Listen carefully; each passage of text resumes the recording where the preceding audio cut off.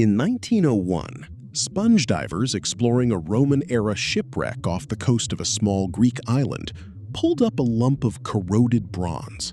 It didn't look like much.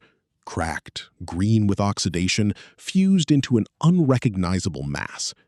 For years, researchers assumed it was just another piece of shipwreck debris, barely worth serious study. They were wrong. It would take nearly a century and technology the ancient Greeks never had to understand what they'd actually found. Ancient Greek engineering was already known to be sophisticated. Architecture, aqueducts, basic mechanical devices, all well documented. But nothing in the archaeological record suggested anything close to precision gearing on this scale. The assumption was straightforward. Complex geared machinery, the kind used centuries later in mechanical clocks, simply didn't exist yet. Whatever this corroded object was, it couldn't be that.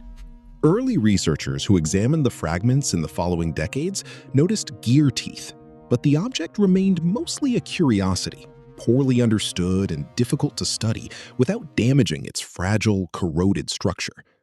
For most of the 20th century, it sat as an open question rather than a solved one, too fragile to take apart, too corroded to read clearly by eye. Then came X-ray technology, and later, in 2006, high-resolution computed tomography scanning, powerful enough to see through layers of corrosion without touching the fragments at all. What the scans revealed stunned researchers.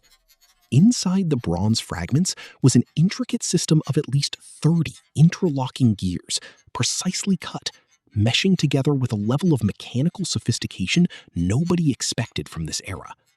The device wasn't decorative, it was functional, an analog computer built to track astronomical cycles.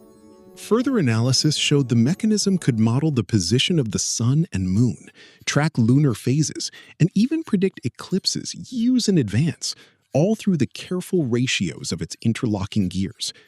A follow-up study in 2021 used newer scanning techniques to reconstruct even more of the front-facing display, suggesting the device may have modeled the visible planets as well, arranged in a display echoing the ancient understanding of the cosmos. Nothing else like it survives from the ancient world, and that's precisely what makes this discovery so unsettling.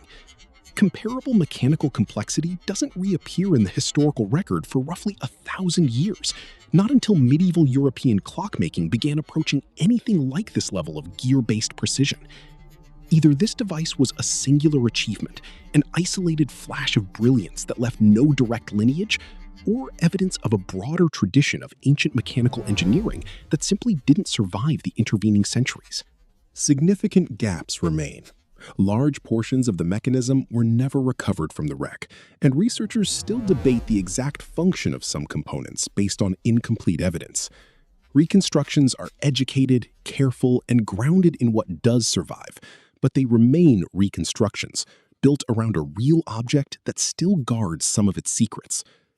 So picture that corroded lump again, pulled dripping from the sea in 1901, nearly dismissed as unremarkable shipwreck debris.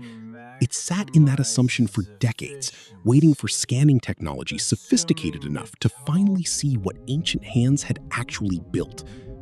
What looked like junk was, this whole time, proof that human ingenuity has moved in bursts we don't fully understand, appearing, vanishing, and leaving behind objects that take us 1,000 years and technology of our own just to recognize for what they are.